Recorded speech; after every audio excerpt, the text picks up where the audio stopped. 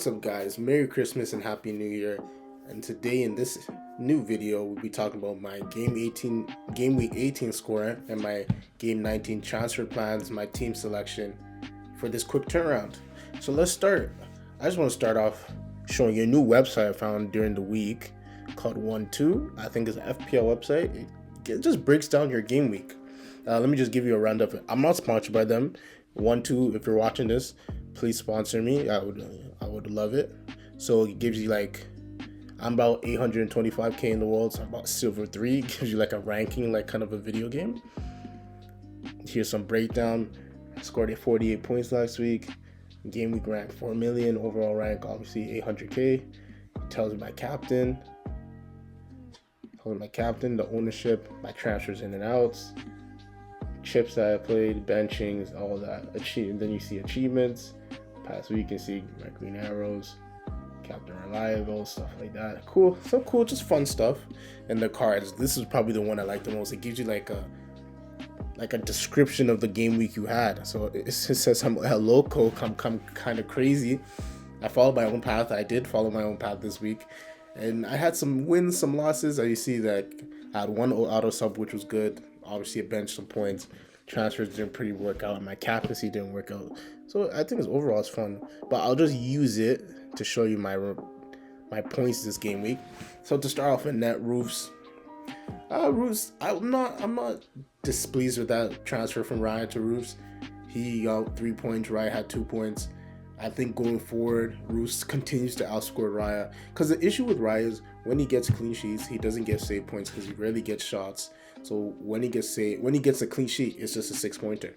I don't think that's worth 6 million. With Roofs, if he gets a clean sheet, it could be a 8, 9, even a 10-pointer as we've seen in the past. So I'm okay with Roofs going forward. Diego Dalla off the bench. Timber didn't play this week, so I was watching the Friday match. I'm like, oh my goodness. I was praying Timber didn't play so I can get Dalla off my bench. Timber didn't play. So Dalla comes off the bench with a 13-pointer with an assist. I think it was scammy assist, but assist nonetheless. So I'm happy with that. It seems like Nico Riley is the worst City defender in FPL, but I think I'm just okay to hold him. I'm not in a big rush to let him go. I don't think it's worth for me to go to a Ruben Diaz or a Guardiola or even a Mateus Nunez. I'm just okay with that for now. Virgil, a little disappointing this week. No clean sheet. I thought it was a banker against Wolves, maybe even a goal. Now I'm kind of thinking he needs to go. The question is, who do I go to? Let me quickly just go to the FPL website.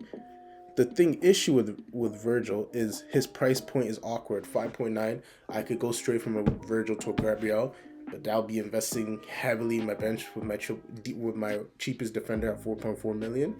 And I could go cheaper, which I don't really want to because I still want a strong defense. I can go cheaper to like a Chalaba, but the fixtures aren't good yet. So the only person that has a good fixture this week or is just so good at such a good defense that I'll go to it anyway, is Gabriel. Other than that, I can go to maybe the Everton defender, which I really don't want to right now because it's a little too cheap. I'm going down to under 5 million, so I don't really want to do that right now, but we'll see going forward. Foden was a tough fixture for City in general. It was just the magic of Turkey that won them this game. Foden just back-to-back blanks. I'm okay to hold him. 41% owned. I don't think I'm gonna leave him anytime soon. We all know he's a streaky player, but when he's hot, he's hot. Semenyo scammed another goal this week, and I'm not too angry with Semenyo's play this so far since I brought him back into the team. He's on 4 yellows. If he doesn't get a yellow next game, he won't be banned for one more game. So praying for no yellow cards.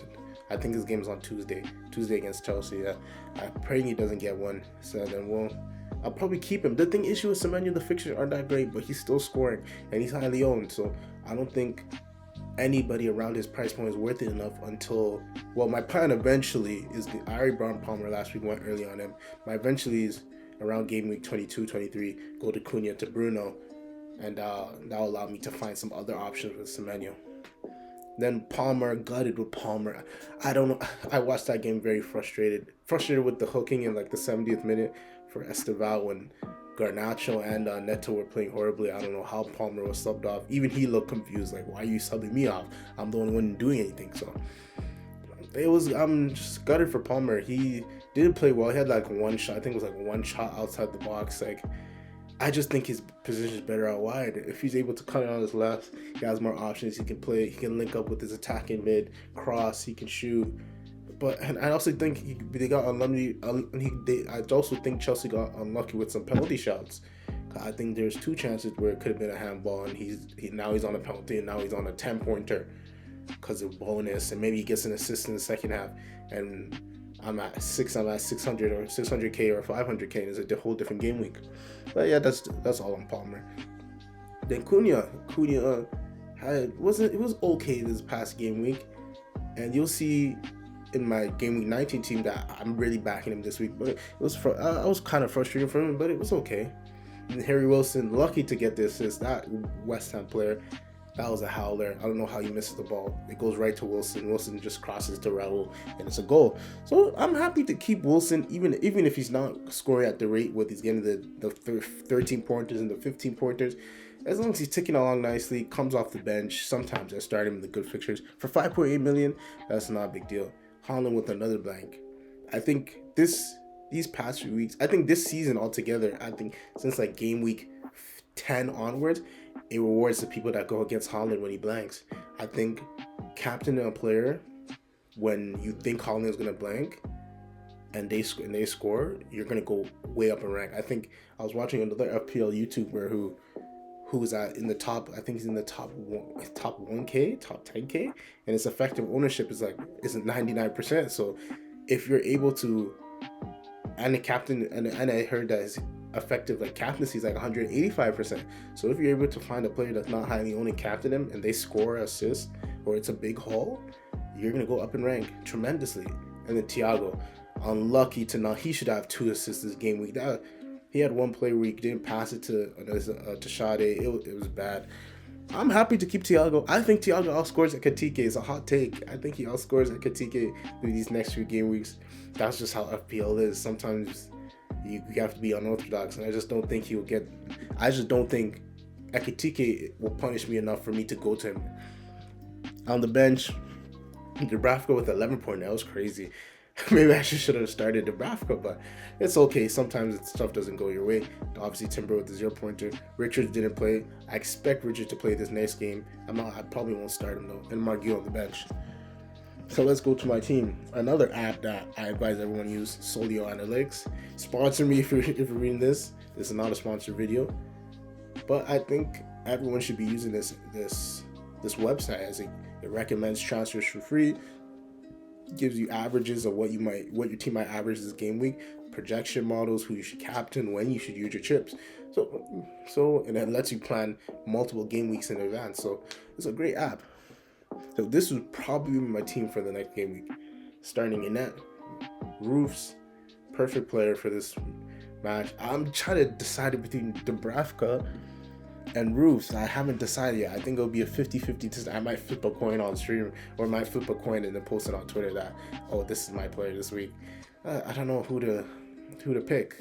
It's fine margins, but if Roofs can pull off a clean sheet against the City, we're talking about 10-pointer plus, because he's gonna have to make some crazy saves.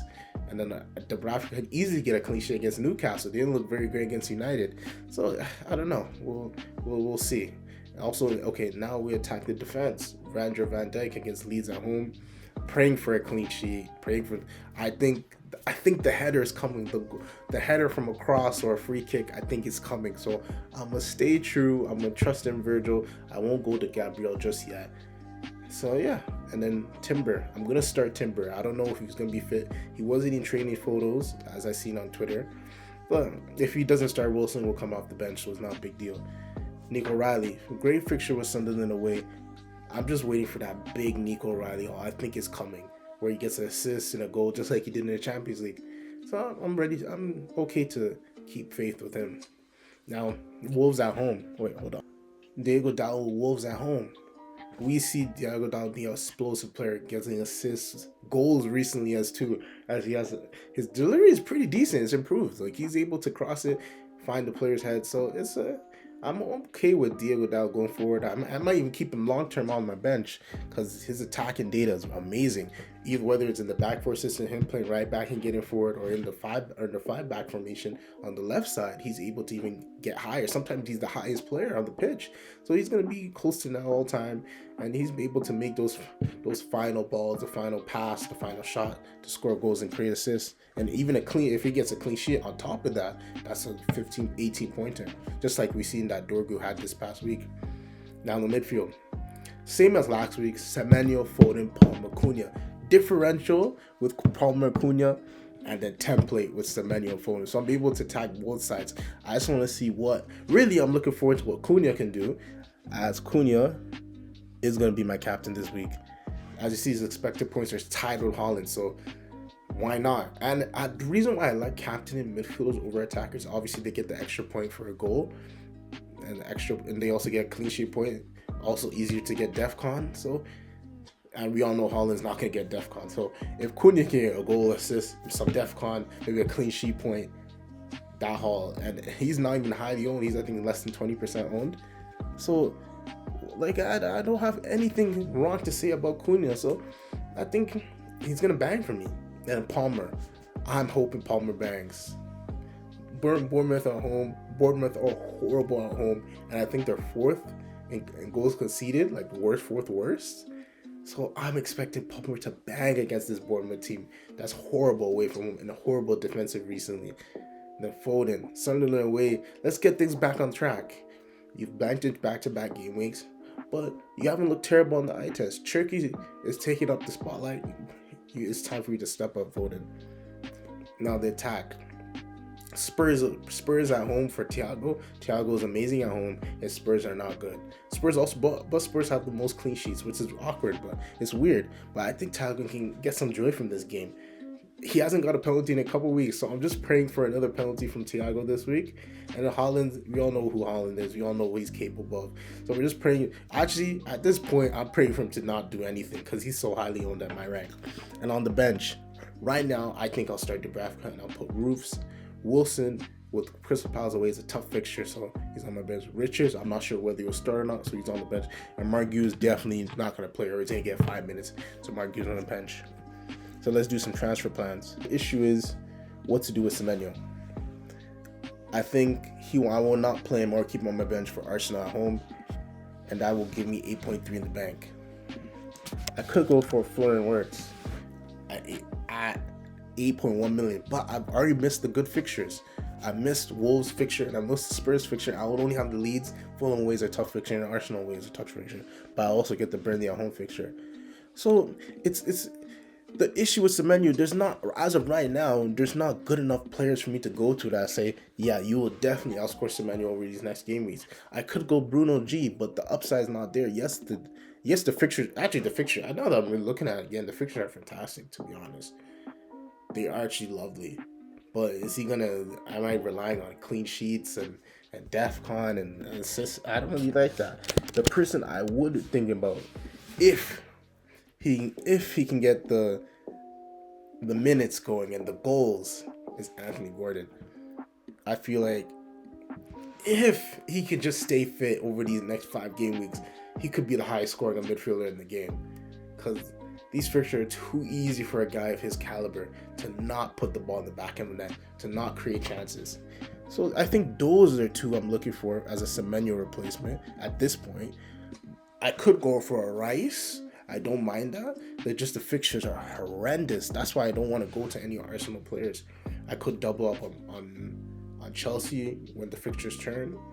Other than that, I could go down to a Szoboszlai or a Gravenberch. But other than that, I think I'm fine with this team. So I will be posting my team on officially probably 30 minutes before the deadline on Twitter. And I'll see you in the next video. Peace.